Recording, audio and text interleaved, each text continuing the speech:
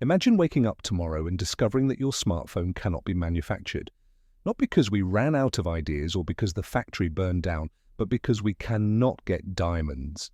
Not the kind you propose with, the kind that cut, grind, and polish the silicon wafers inside every piece of technology you own. Now imagine that one country controls 95% of the global supply of these diamonds, and they just announced they are cutting off exports to anyone who might use them for military purposes, which, by the way, includes basically everything. That is not a hypothetical. It happened 7 weeks ago, and if you have not heard about it, you are not alone. Almost nobody is talking about this yet. But in 12 months, maybe 18, this will be the only thing people are talking about. Just like rare earth metals 2 years ago. I want you to think back to early 2023. If I had told you then that rare earth metals would become a geopolitical flashpoint, that they would influence presidential policy on Greenland, reshape trade agreements across Asia, spark wild speculation about Ukraine's mineral wealth, you probably would have asked me what rare earth metals even were. Most people would have. These obscure elements were not on anyone's radar. They were not trending on social media. They were not debated in Congress. They were just there. Boring industrial inputs that kept the world running, and then suddenly they were not boring anymore. China and their allies across the global majority nations tightened their grip. Export bans came down for dual-use applications, anything that could serve civilian or military purposes. And overnight, the entire conversation changed. Rare earths went from invisible to unavoidable. Today, that crisis informs everything. It is why Trump is talking about annexing Greenland. It is why new trade deals in Asia are collapsing weeks after they are signed. It is why defense contractors are panicking and tech companies are scrambling. Here is the thing, though, we are about to do this all over again. Same pattern, same players, different material, and this time China's position is even stronger. Let us talk about artificial diamonds and why they are about to become the most important commodity you have never thought about. Now, I know what some of you are thinking. Diamonds? Really? Is that not just about jewelry, engagement rings and anniversary gifts? Here is the reality. The jewelry industry, the entire global market for diamond rings and necklaces and earrings, is tiny compared to what is happening in industrial applications. We are talking about semiconductors, quantum computers, aerospace systems, military radar, electric vehicle manufacturing, satellite technology, advanced propulsion systems for spacecraft. All of it depends on artificial diamonds, not the natural ones pulled from mines in Africa or Russia, but synthetic diamonds grown in labs, and China makes 95% of them. Let me put that in perspective, because that number is so extreme it is easy to miss what it actually means.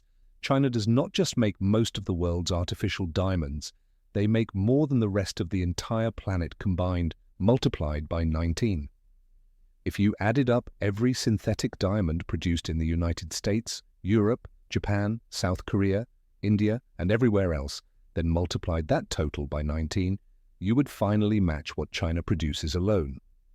And on October 9, 2025, China's Ministry of Commerce announced sweeping new export controls on what they call super-hard materials. That is artificial diamonds, diamond wire saws, diamond grinding wheels. And here is the kicker, all the equipment and technology needed to manufacture them. According to the official announcement from China's Ministry of Commerce, Chinese exporters are now personally responsible for ensuring these materials do not get used for any dual-purpose applications, meaning anything that could potentially serve civilian and military functions, which is almost everything. A diamond grinding wheel used to manufacture semiconductor chips, dual use. Diamond-coated cutting tools for aerospace components, dual use. The technology to grow synthetic diamonds in a lab, definitely dual use. Chinese companies that violate these rules face serious consequences. And Western companies that need these materials, they are about to find out just how dependent they have become. Now, if this strategy sounds familiar, that is because it is. China is playing a game the United States invented. Let me take you back to 2020 and explain something called the Foreign Direct Product Rule, FDPR for short. This is an American law and it is remarkably aggressive. Here is how Reuters described it back in October 2022. The FDPR gives the US government authority to restrict sales of products made using American technology, quote, even if the products were made in a foreign country, end quote. Think about what that means. If a Japanese company manufactures equipment in Japan using American-designed components or software, the United States can prohibit that Japanese company from selling to whoever Washington wants to block. The US first weaponized this rule against Huawei suppliers in 2020. Then in 2022, they expanded it dramatically to cut off China's entire access to advanced chip-making equipment. Companies like ASML in the Netherlands, which makes the most sophisticated lithography machines in the world, were suddenly forbidden from selling to Chinese customers, not because the Netherlands wanted to stop, but because those machines contained some American technology, and Washington said no. And here is where it gets almost funny in a dark way. US officials were incredibly confident this would work. They told Reuters on the record that China would need to develop these manufacturing technologies completely from scratch. Their official projection? It would take China until, quote, 2027 or 2032, end quote, to catch up to where Western semiconductor manufacturing was in 2022, 5 to 10 years behind if the Chinese, quote, get busy and get lucky, end quote. They actually believed that. They gave Reuters permission to quote them saying it. Well, here we are at the end of 2025, 3 years after those predictions. And according to recent reports, NVIDIA's CEO is now telling top US officials that Chinese chipmakers have already caught up. Not in 5 years, not in 10 years, already. And he is warning that NVIDIA faces an existential threat if the company cannot sell its products in the Chinese market. So much for 5 to 10 years, but here is what matters for our story. The precedent was set.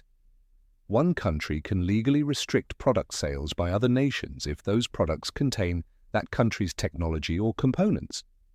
The international community accepted this framework, however reluctantly. Nobody challenged it effectively. The rules were established. And China was paying very close attention.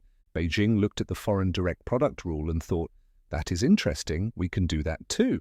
Except China's position is far stronger than America's ever was with semiconductors.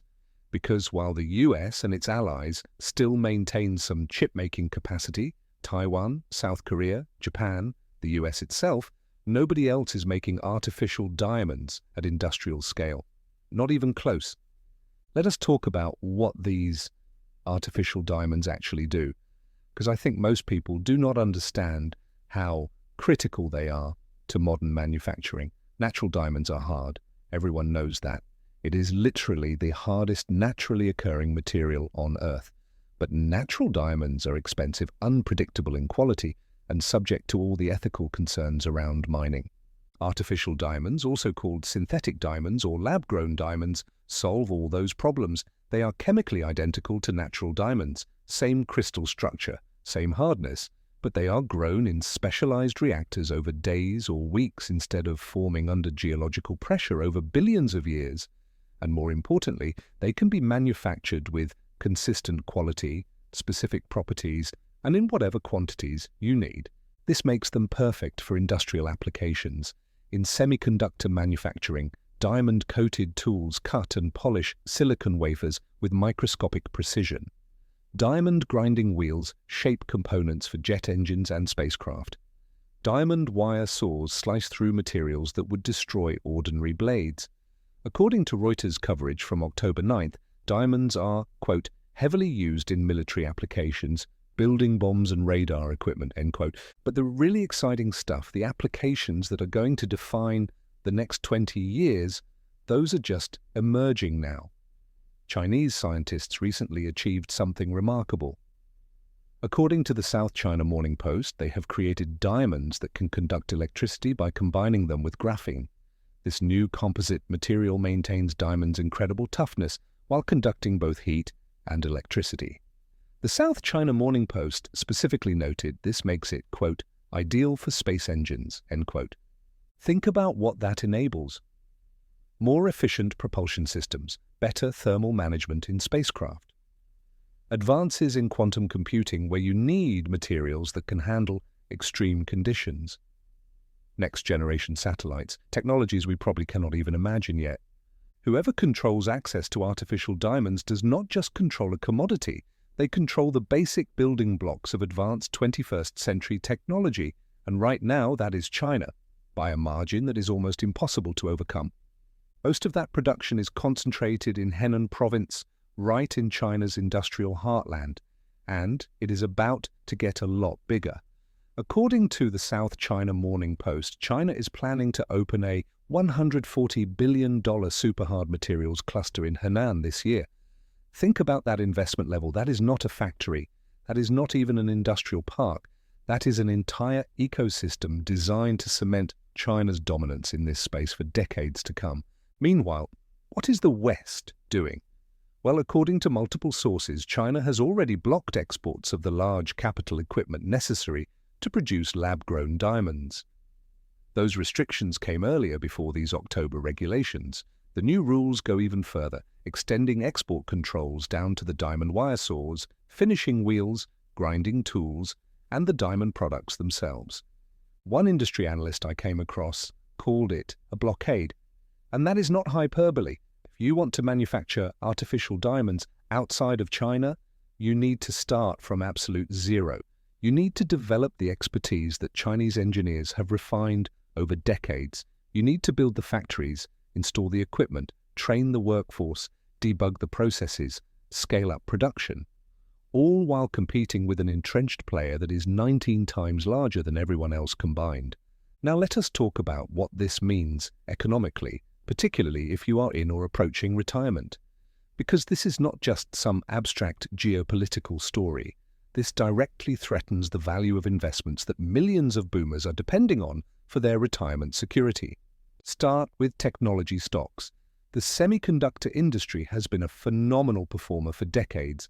Companies like Nvidia, Intel, AMD, Taiwan Semiconductor have created enormous wealth for investors, but all of them depend on artificial diamonds for their manufacturing processes. According to the South China Morning Post's reporting, semiconductors are one of the primary drivers of growing industrial diamond demand alongside aerospace, quantum computing, rockets, satellites, and electric cars. The United States has spent tens of billions of dollars trying to reshore semiconductor manufacturing through the CHIPS Act. The whole strategy is to reduce dependence on foreign supply chains and bring advanced chip production back to American soil. But here is the problem. You cannot manufacture semiconductors at scale without diamond-based tools.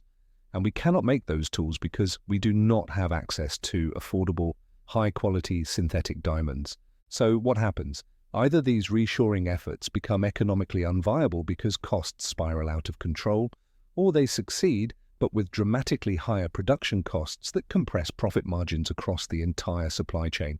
Either way, tech sector valuations take a hit. And if you are a boomer with a significant portion of your retirement portfolio in tech stocks, which many are, that is your nest egg taking the hit. And then you have got aerospace and defense. These have been reliable, steady performers. Companies like Lockheed Martin, Raytheon Technologies, and Northrop Grumman have provided consistent returns for decades. They are the kind of stocks that financial advisors recommend for conservative portfolios. Safe, predictable, except they all depend on artificial diamonds for precision manufacturing, missile guidance systems, advanced radar, targeting computers. All the sophisticated equipment that makes American military technology superior requires diamond-based manufacturing tools, and defense contractors cannot buy from China. Pentagon procurement rules will not allow it, even if China was willing to sell, which they increasingly are not. So these companies face a really difficult choice. They can try to develop Western sources of artificial diamonds, which will take years and cost enormous amounts of money with no guarantee of success. Or they can face project delays, cost overruns, reduced profit margins, and potentially losing contracts if they cannot deliver on time and on budget. For investors who have relied on defense stocks as a stable component of their retirement portfolio, this introduces a new and significant risk factor that was not there 2 years ago. The reliable returns you were counting on might not be so reliable anymore. But here is where it gets really interesting and where there might be opportunity amid the chaos. The artificial diamond industry is about to explode in size. And I am not talking about a modest increase. Industry insiders expect the global market to triple over the next 7 years. Now, some of that growth is coming from jewelry. The United States is the world's largest diamond market, and according to the South China Morning Post, over half of couples now choose artificial stones for engagement rings. That is a significant cultural shift. But as the same report notes, jewelry is, quote, tiny compared to, end quote, the industrial applications that are really driving growth. We are at the beginning of what I would call the diamond-powered industrial revolution. Quantum computers that can solve problems classical computers never could, they need diamonds. Next-generation satellites that enable global internet coverage and Earth observation, they need diamonds. Advanced propulsion systems that could make space travel routine, they need diamonds. Electric vehicles with better batteries and more efficient motors need diamonds. Every major technology trend of the next decade is going to increase demand for artificial diamonds massively. And right now, there is essentially one supplier. For investors, this creates both existential threats and once-in-a-generation opportunities. Companies that can successfully develop Western artificial diamond production capacity could see absolutely explosive growth. We are talking about a market that is going to triple in size with desperate demand from customers who are currently locked out. If you can crack the technology and scale up production, you are selling into a market with almost unlimited demand and customers who have no alternatives. But, and this is a massive but, it is an incredibly difficult technical and capital challenge. You are competing with China's 19-to-1 production advantage and decades of accumulated expertise. You are starting from zero while your competition is opening $140 billion facilities to further extend their lead. The companies that succeed will make their early investors extremely wealthy. The companies that fail will burn through billions trying. This is high-risk, high-reward territory. Not the kind of thing you put your entire retirement portfolio into, but potentially worth a small allocation if you can identify the credible players. There is also the broader geopolitical dimension reshaping the investment landscape. President Trump's renewed interest in annexing Greenland suddenly makes a lot more strategic sense in this context. According to reporting from Oil and Gas Watch and analysis from USC's Dornsife School, Greenland holds significant deposits of rare earth elements and other critical minerals. 2 years ago, talking about annexing Greenland sounded absurd. Today, in light of the rare earth crisis and now the artificial diamond squeeze, it looks like strategic planning. Securing alternative sources of critical materials is not just economic policy anymore. It is national security. It is existential. And that means we are entering a period of heightened geopolitical tension. More defense spending. More subsidies for domestic manufacturing. More trade restrictions. More reshoring initiatives. More volatility. The stable, predictable global supply chains that enabled 3 decades of smooth corporate growth are fragmenting along geopolitical fault lines. For boomers planning retirement or already retired, this is the fundamental shift you need to understand. The market assumptions that held true from 1990 to 2020 do not apply anymore. Access to cheap, reliable inputs is not guaranteed. Supply chains you took for granted are breaking. Companies and countries that assumed materials would always be available are scrambling to adapt. This creates an environment of increased volatility, more sudden shocks, more unexpected crises, but it also creates opportunities for those who can see what is coming and position themselves accordingly. The rare earth crisis caught most investors completely off guard. Portfolios took hits that nobody anticipated. The artificial diamond crisis is happening right now in real time. We can see it developing. The question is whether we learn from the recent past or repeat the same mistakes. Here is what I think about late at night. The United States is the 3rd largest buyer of diamond powders globally. We are the 3rd largest buyer of diamond grinding wheels. Our industries, semiconductors, aerospace, defense, advanced manufacturing, all depend on these materials, and we have allowed ourselves to become almost completely dependent on a single supplier that is increasingly willing to use that dependency as leverage. How did we let this happen? How did we end up in a position where one country controls 95% of a critical industrial input? It is not like artificial diamonds are some exotic technology. We understand the science, we have the technical capability, we just did not bother building the production capacity because Chinese diamonds were cheaper and always available until they were not. And here is the uncomfortable truth. We are going to discover more of these dependencies.